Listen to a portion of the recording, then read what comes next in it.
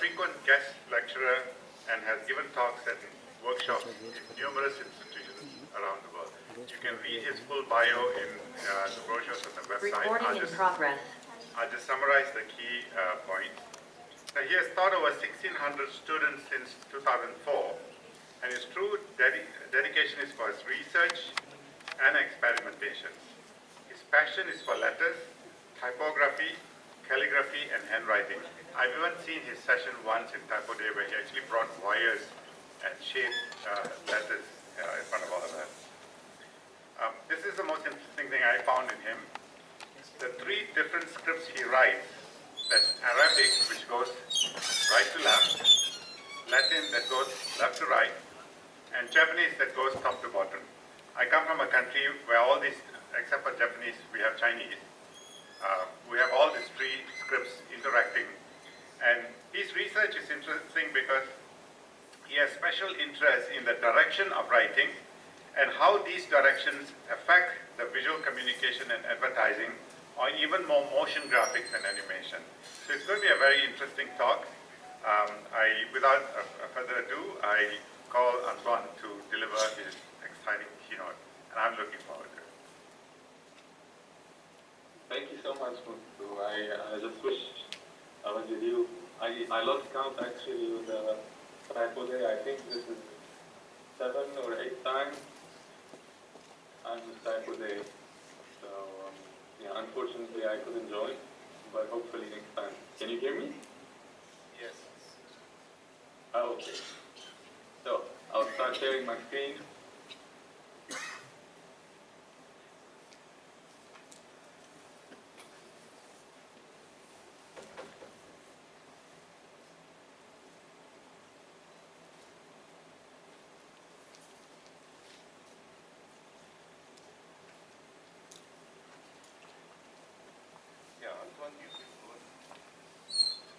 All right.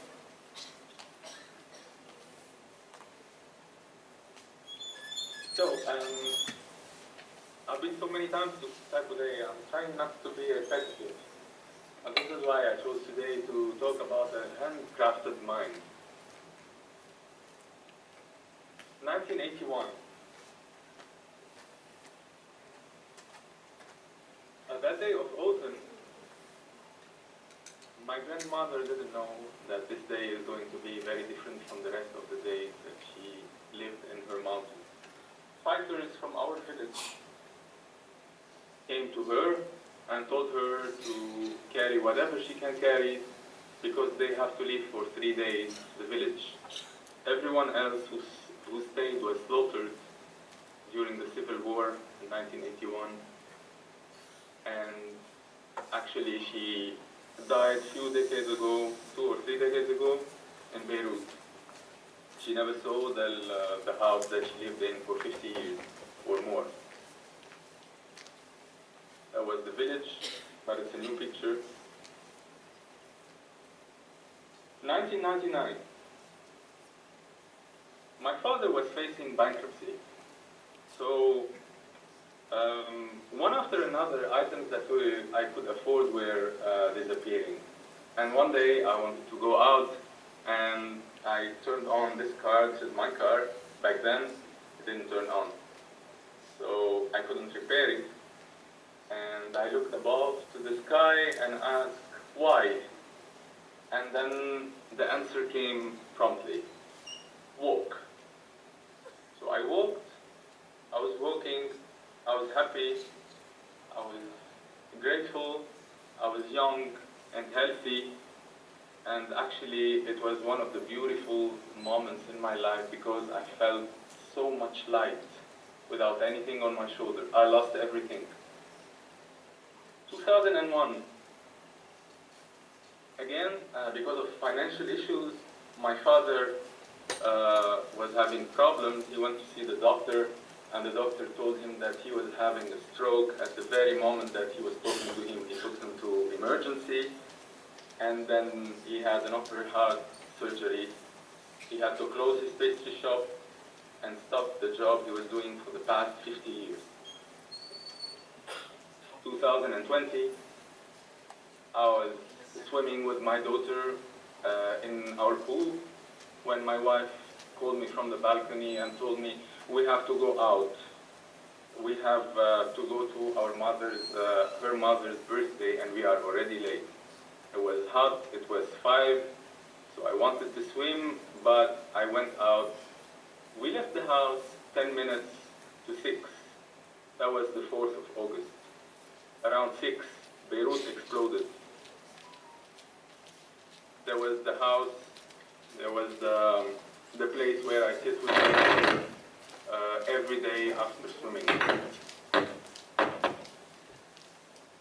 Now, why am I telling you all these stories? In 1981, when they asked my grandmother to take what she can carry, she took my father's albums. She thought that it was the most valuable thing that would be irreplaceable. She didn't take gold, didn't take money, and she carried it for 2 months until they reached Beirut. Now, as a designer, I would tell you, as students, what is the one thing that you will keep in your design? What is the capstone of your design? What can you remove? You can remove whatever you want and just keep one thing. What will this thing be? The second one, in 1999, I was super light. Sometimes, you know, you get attached to things, you get attached to designs, some elements in the logo, it's not clear. I just experienced like this. You can let go everything, and when you let go, you realize that actually few things are important in your design and in life in general. In 2001, my father lost his job. He almost died, but didn't. But then he went to live in the mountain for 18 years. He was, as you can see here, going to our land every day, enjoying reading, enjoying writing, and quoting him, he passed away this year. Quoting him, it was the best 18 years of his life. Now, as a designer, you always think that you know something, you know how to do one thing, and you are so sure that this is the one thing that you know. But how about shifting directions? Thinking of the unthinkable. Stop everything that you've been doing. Like your professor, you don't understand what he's doing, just shift directions. Just go for something unexpected. 2020, it was so like this that it was almost an enlightening. We went to the mountain. When we first arrived at the same house where my grandmother lived and my father, we went there. And then when we arrived there, there was 14 hours of electricity per day. And then a few weeks later, it became 12, then 10, by the time we left the mountain, we only had 9 hours of electricity per day. And that means no electricity, no internet, no television. We couldn't charge our computers because we were only using them 9 hours, and the rest was on batteries. So actually, we came back to our human nature. We discovered again the 5 senses. We were smelling the nature, we were smelling the air. We had free time to walk, to touch, to smell, to eat, you know. It wasn't a life of 2D. And then when I tell you, how is it related to you as students, I think, sometimes that you are attached to so many things. How about you just let go? How about imagining your life without your phone for 1 day or for 1 week? Tenkoku Jikoku, heaven and hell.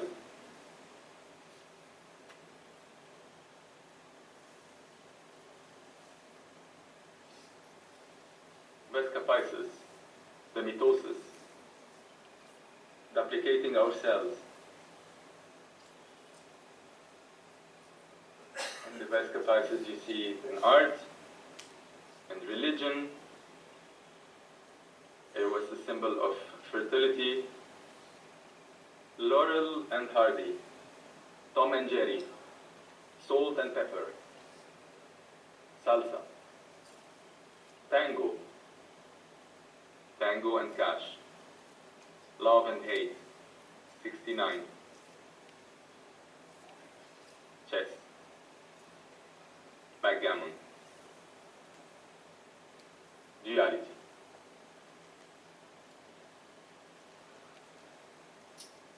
Theory and practice live together like the yin-yang. And if you think how common is the theory and how unique is the practice, you can create a good design. So common and unique communicates. The design, the typography, you can see it between reasoning and instinct, between experimentations and results. Most our education system asks us to have reasoning. What makes sense? Why you are doing this? What is good? You know, what's the purpose of that? And then sometimes you get so drifted away from the instinct. But as a designer, you should also trust your instinct. It's actually the first thing that we have in our body. We are born, and then our instincts let us survive. And also the results. People always expect results. What did you do with that? What's the purpose of doing it? But there is also the playfulness of experimentation, which is very important. And then when you balance these four, you have a design. So if I'm comparing reasoning to instinct, for example, if you're thinking typography, reasoning tells you a shorter ascender to justify a better line space. But then your instinct tells you a longer ascender looks more elegant. It enhances appearance. You think it makes sense to be bold, to see better. But it is also italic because it feels elegant. So there is the reason and the feeling going hand in hand. For the experimentation, it's an unwinding road trip. So you just go. You don't know where you're going. It's the pleasure of going, the experimentation. Versus, or the goal-oriented driving, which is the result. And the two are not necessarily divergent. So reasoning and instinct, experimentation and results is how you can conceive your own design. And it's up to you to put your dot wherever you want, between results and instinct, between experimentation and reasoning.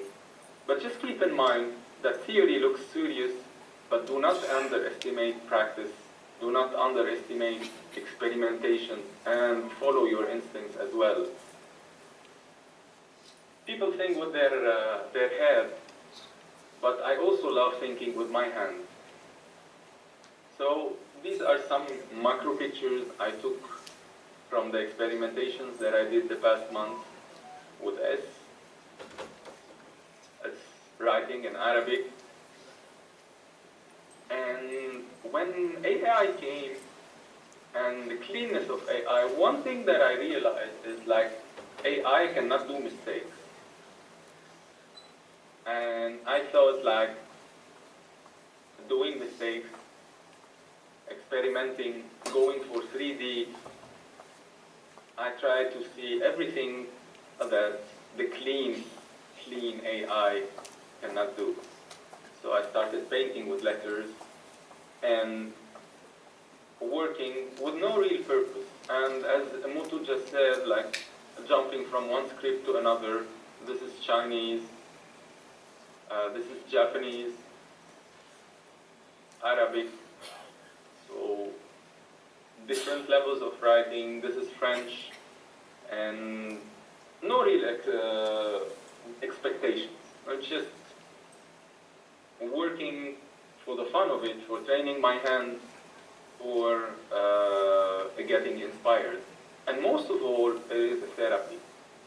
So by the time I finish these works, my state of mind becomes different.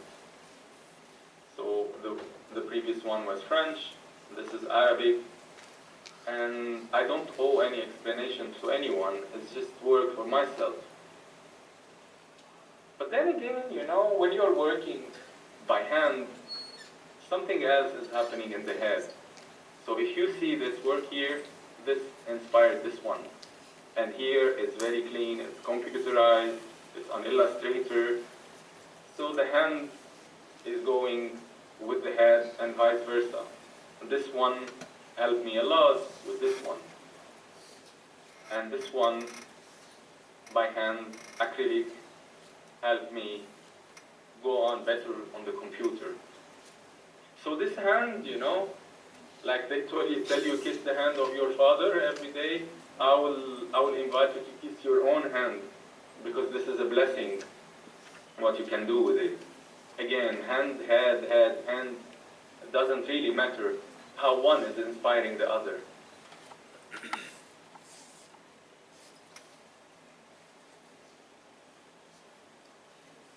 So when you're thinking of any design, think that it doesn't matter where I'm starting, I can start from the middle. But thinking on theory, ask questions, do research, have your conclusions, test your conclusions, experiment, and then come back to a new theory, which is a rotation, a loop, an Ouroboros, an academic Ouroboros.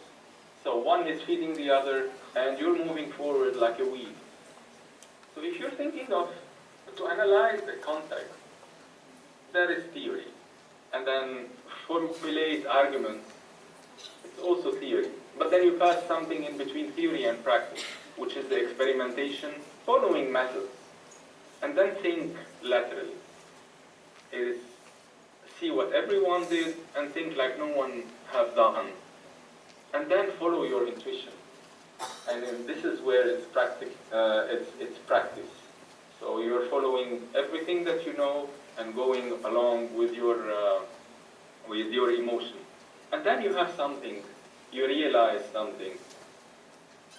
Step back, you know, with time or with space and look at it and see a reflection, and then come back again, ask questions, and put it in a new context and analyze it again, coming back again to the theory. So this is another circle, another loop, which will help you moving in the learning. Theory and practice going together all the time will help you move forward in your learning. Hikari no nai kage wa naku, mata kage no nai hikari wa nai, Murakami. It means there is no shadow without light, nor light without shadow. So what you see sometimes as a handicap, remember that a candle shines better in the dark. And when you're looking at handicaps in design, remember that these are actually your keys to improve. Now coming back to sketches, I don't know if you see my face, but I have some of these here. These sketches I use when I'm waiting in the taxi, when I'm waiting in the airport, when I'm traveling, when I'm waiting in the hospital, when I have a free time. Instead of just playing with my phone, I just draw and draw. And again, it's experimentation. It's an unwinding trip. You don't know where you want to go. I'm passing from Chinese, Japanese, Arabic, French, English. It doesn't really matter. You're thinking with your hand. Trust your hand. And this is something that, unfortunately, it's disappearing with time. And they are saying now in the US that the newer generation cannot write anymore because they are typing all the time. So, and this work, for example, when you're working here, it inspired me to go for this one or this one.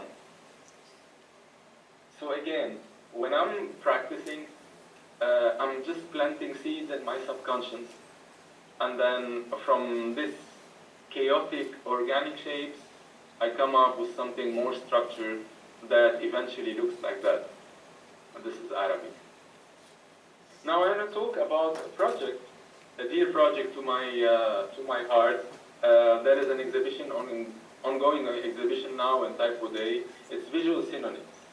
So it starts as an academic project, but with Corona, I had free time and I started doing what I was doing with students. Just to simplify it, it's an inspiration, Arabic inspiration, and just doing similar compositions with modular typography. This is another one here.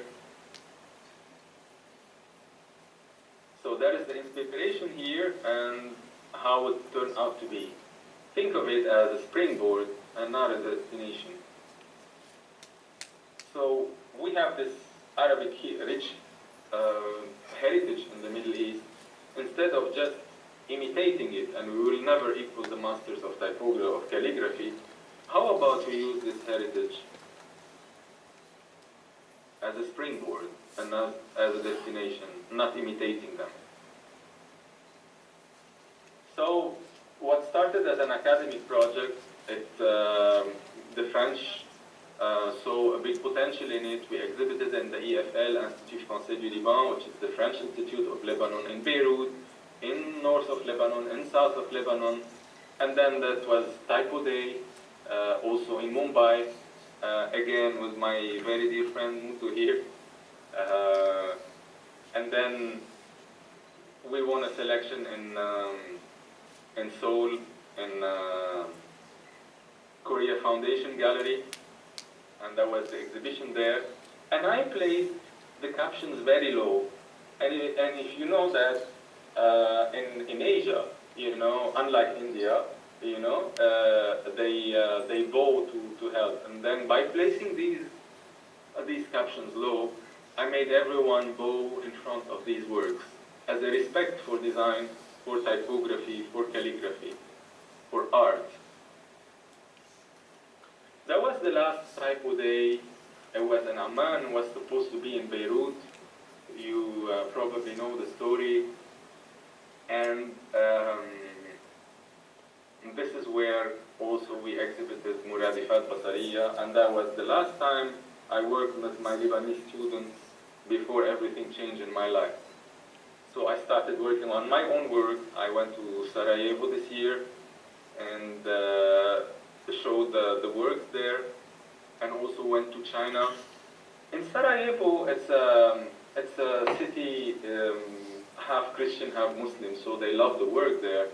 But actually in China, they couldn't understand anything, and it was a pure visual communication beauty. So they were just enjoying forms without the content, which is sometimes you have to trust your instinct to love something without understanding it, and trust your reason to understand something and love it because of its content. Back again to drawing, inspiration.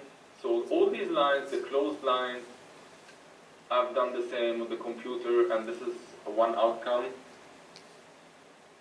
Then I'm in Dubai. I came to Dubai 14, 15 months ago. And this picture, I studied in a Jesuit school. So the Pope is Jesuit.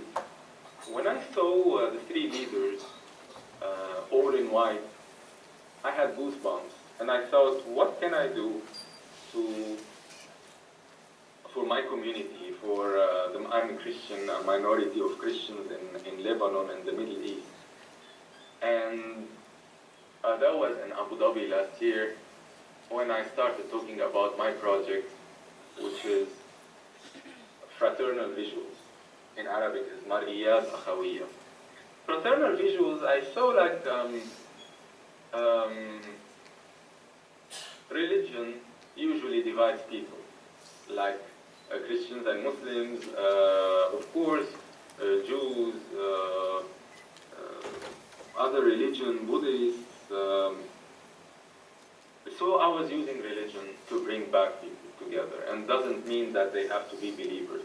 So I collected prayers, Christian and Muslim prayers that look similar because they are Abrahamic religions, and then they sound similar, they have similar meaning, and my point was to create them visually similar. So if you see here, if I am reading Iyaka nusabbih, Iyaka numajjid, the two sentences here is a Christian prayer, Iyaka na'budu wa Iyaka nasta'in is a Muslim prayer. So trying to with this message, with the typographic message, people, even if people are not non-believers, they would look at it because it looks appealing. And then what else than the divine proportion to convey this message? So all you can see here is the Fibonacci, 1 plus 1 equal 2, 2 plus 1 equals 3, 3 plus 2 equal 5, etc. You are all familiar with it. So when you construct, even when you have a content, it's also important to have a good outcome. As you can see here, this work is all about squares and Fibonacci sequence. And these are the modular typography that I used with another outcome.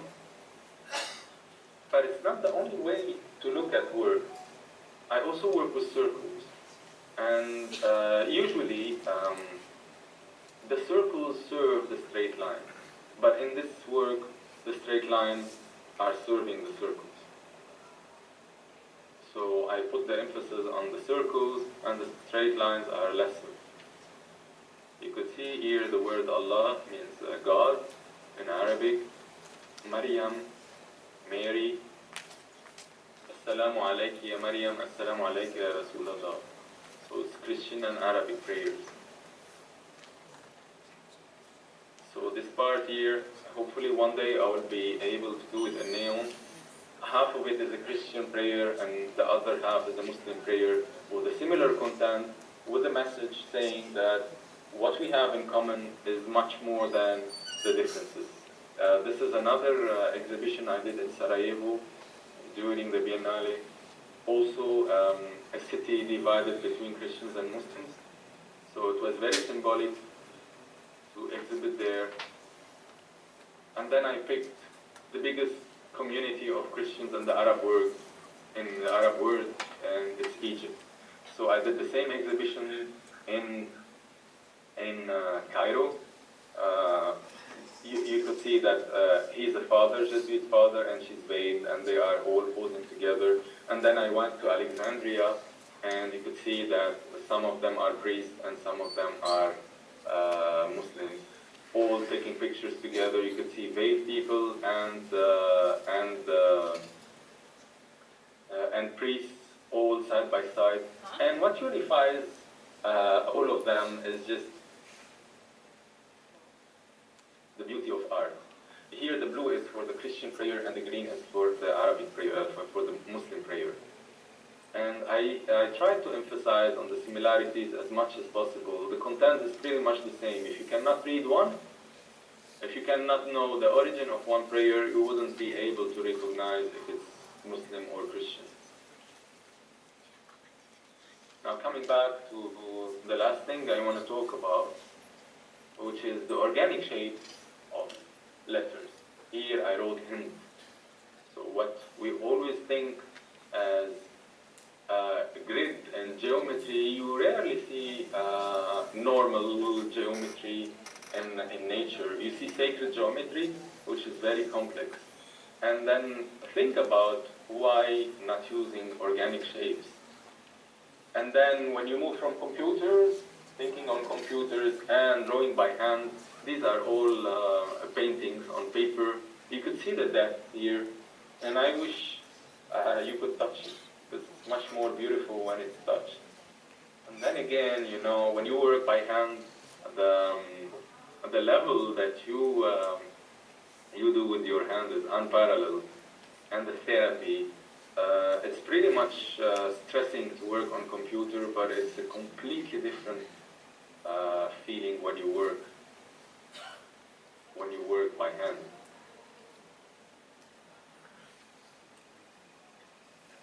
I was preparing this question for the audience, but I don't know if they can answer. What do you think the mother cockroach told her son?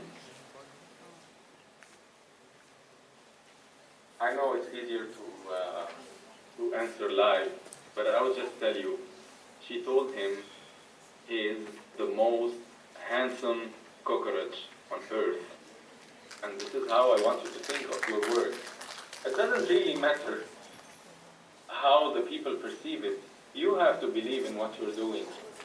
You have to believe in your work. You are the first fan of your work. And then, but this has to come with work, with hard working, and not only just with the first trial.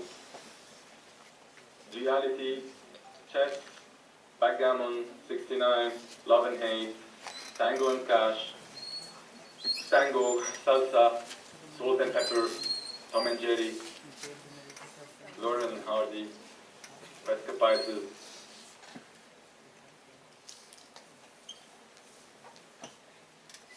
heaven and hell. It was the best of times, it was the worst of times. It was the age of wisdom, it was the age of foolishness. It was the epoch of incredulity. It was the season of light, it was the season of darkness.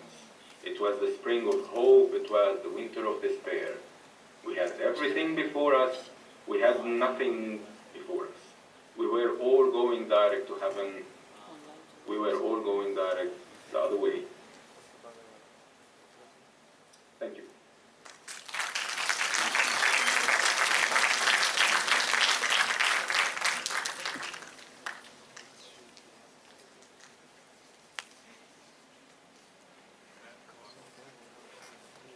I cannot hear you. Can you hear me now?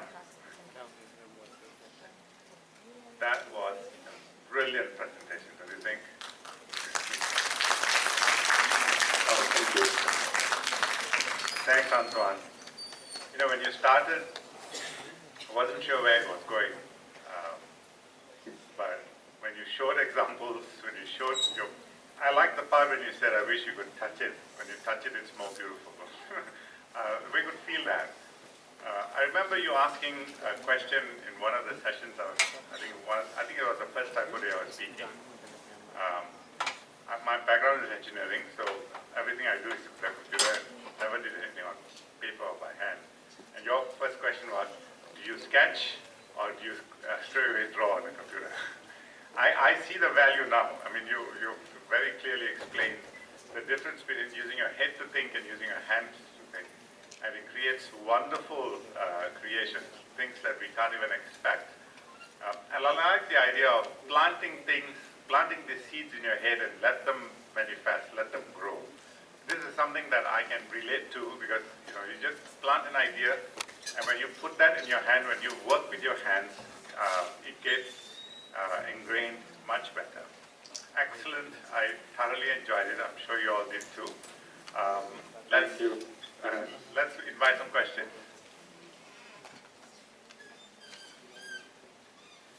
If it's a lecture, then we just listen and say we understand or we didn't understand. But it's a discussion. Yes. Yes. Can we have the mic? Okay. Ajanta. Hi Antoine, that was brilliant as always.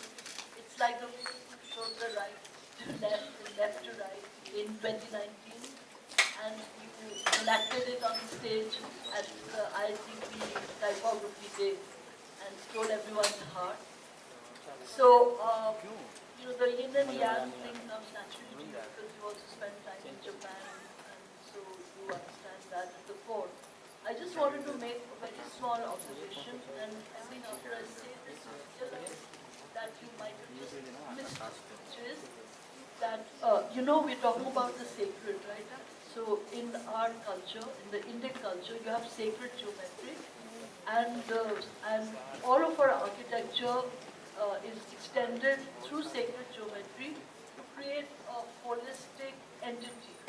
So if you look at the temple, which in a sense is the way we ought to be building our homes, when you enter, you have earth, you step on earth, then you wash your feet with water, then there is a bell, you sound the bell which is air, then you enter. Now as you enter, you're moving towards the sanctum sanctorum. And the sanctum sanctorum, being the womb of nature, becomes dark. You have the lamp there. And you actually move downwards. In all the major temples, like the Kamakka temple in Assam, the Vishwanath temple here, the sanctum sanctorum is always below. And so you have to bow your head. You have to bow, and you can exist only by bowing. bow, you pay obeisance, and then you come out. And as you come out, then you have the high steeple, which is the sky, and then you exit. So the bowing actually happens through the body anatomy, where you are required to step down and bow like the way you would do to your mother. And so, even though externally we may not do it in the way that these specific countries do, which is a very nice way they do, because they bow very low. But we do the same thing, a similar thing when we pay obeisance to our, to our mother, to our elders, we bow to do pranam, or when we go to the temple, we bow, because we are required to step down before one steps up. So I just wanted to make this observation as well. Thank you so much. Actually, the idea of letting the people bow in front of the work, I got it also from the temples, from the churches in Lebanon. They used to put a very low door, so when people enter, they have to bow and then enter. And it's also in Japan. I saw it in the tea ceremony places, just to forbid the samurai from entering with their horses. They used to have small doors. But for me, Ajanta is like, when you bow, you come back to the shape of your fetus, I think it's a beautiful thing to bow in front of your mother, of your creator, because you're saying again that I'm coming back to my initial shape and I want to be inside of you. This is how I see bowing. I think it's beautiful. It's not only about respecting others, it's about security. So when I bow, in front of someone I love, it means like as if I'm coming back to the most secure position in my life, which is this one, when I was a fetus in the womb of my mom. Excellent. Questions? Anybody else? Yeah, that's one.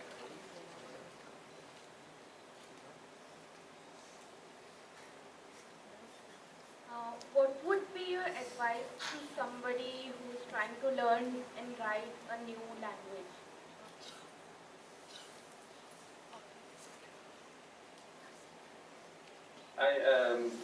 I saw in talk today, maybe 2017, I don't remember who was talking, 17 or 18, was talking about the amazing potential that Indians have of learning languages. I don't remember her name, the doctor, but I always talk about her. And she's saying that, you become so much smarter when you learn a new language. My advice to you, not only to learn only a new language, to learn anything in life, love it. When you love, it changes the perception of time, it changes the perception of effort. When you love something, you don't feel the time, you don't feel the effort, you don't feel anything. So if you love a language, I learned Japanese, Imagine, it has nothing to do with all the languages that I have. So it was purely out of love that I could learn. And then consistency. If you have a tap and it's dropping one drop of water, and you think that there is okay, it's just a drop of water, put a bucket and wait for 2 or 3 hours, and you will be surprised that half of the bucket will be full. So when you're learning a new thing, just try to be consistent. Even if it's 10, 15 minutes a day, just make sure that you're doing it consistently. Because the power of the subconscious is very important. When you plan things in your head, your subconscious actually will be working when you are not working consciously. So if you have this 10, 20, 30 minutes of learning something, including a language, if you're doing it every day, the amount of work that your subconscious is doing is tremendous, and you will see a lot of change. I hope I answered. Yeah, there's one more question here. Here, third row. Hi. I loved your sketchbook. There's a certain degree of tactileness to it because of the use of the medium. Do you ever miss it in the digital translation? Just the roughness of the texture of the drawings, do you ever miss it in your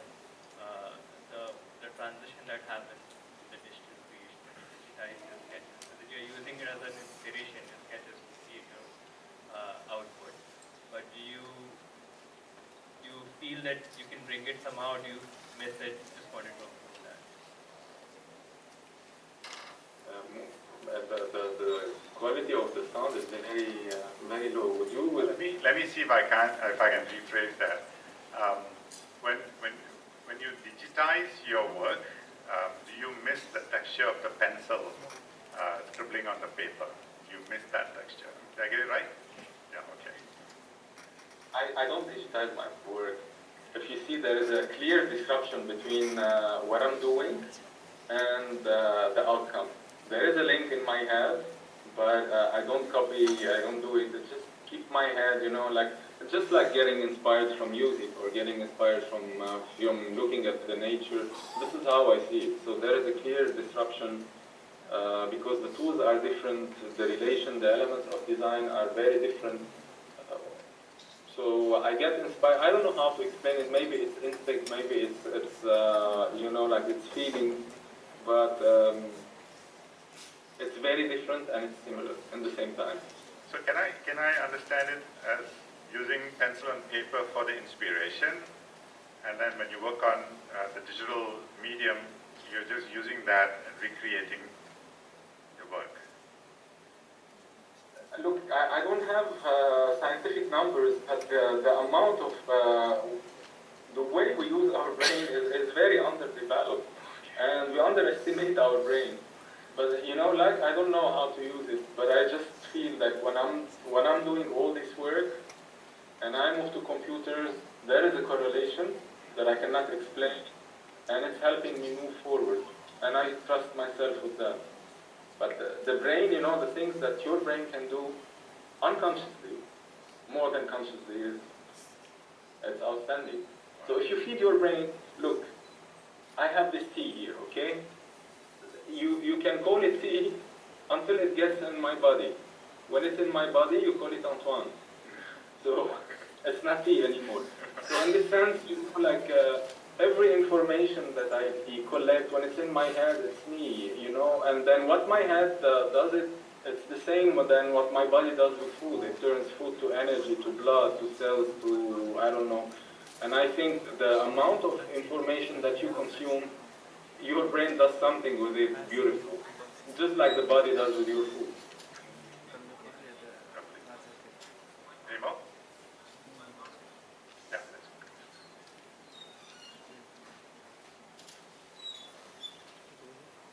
Thank you, Anton. That was a brilliant lecture. I just want to make an observation, because ma'am spoke about bowing. I've been to Japan in 2000, and one of the things I have taken back from there over the years is the picture of entering one temple. I don't remember the name. It was a temple to the Divine Mother. And I paid the entrance fee, and I started to enter the temple. When to my amazement, I realized that there was darkness inside, and I was alone. And I asked around, what happens? And the Japanese told me, no, just go, go. So there I was, holding on to one rope, following the people in front of me. And the entire journey within the temple was to enter the dark womb of the mother. And that concept, you spoke of belief in self, and somehow that same belief in self is also reflected in the belief in the universe that supports the self. So the growth is inward and the trust is outward. So I just wanted to thank you for bringing that forward. A self-belief and belief that you are held in a womb. Thank you. Thank you. From the students, anybody? Yeah, back there.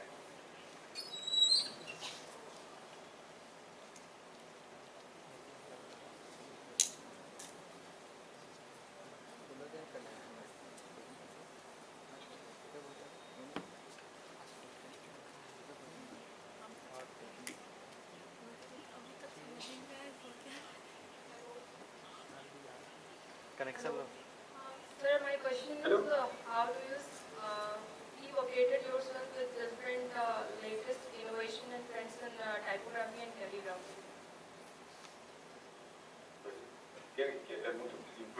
you talking about friends? Latest trends and Or innovations. trends? How do you keep yourself updated with the latest trends? Trends and innovations, field of calligraphy or typography. Yeah. How do you keep yourself updated with the latest trends in calligraphy or typography? Is that your question? Yes. Yeah. Look, I don't keep myself updated with the latest trends. As simple as that.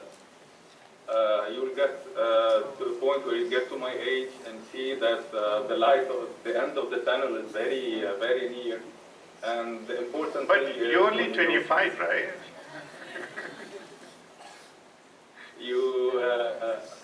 My point is to enjoy the present. So I've realized 3 years ago when I was still active a little bit on Facebook. I have more than 3,000 friends. And it was, the Facebook on my birthday was pumping with things, and not a single person called me and says happy birthday, and I was just celebrating my birthday alone, away from my family.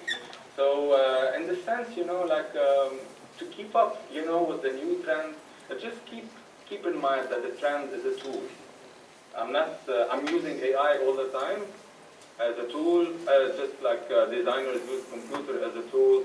It will speed up the work, but it will not change your what you're doing. In the sense, you know, you have to draw a line where you have to know that your purpose is not to follow the trend. Your purpose is to use these trends. And then with the trends I have for the past 25 years of in school and teaching, I'm content with what I know, you know. So until now, I don't know if I need to add more. And that said, we're always, I encourage everyone to do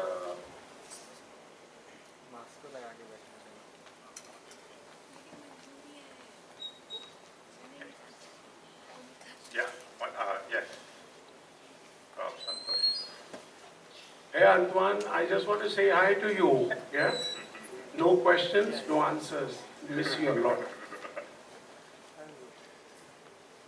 Okay. Any more?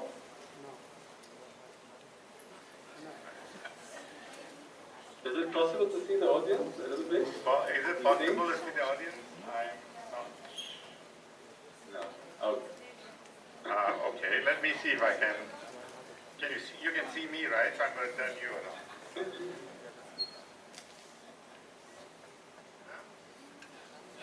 Oh, I miss India so much. I have no idea how much I love your country. Yeah, we too. Okay. Okay. Thank you so much. Thank you. Thank you. Thank you. Thank you so much. That's been a great round. We hope to see you in person soon. Take care and all the best. Have a lovely day. Thank you.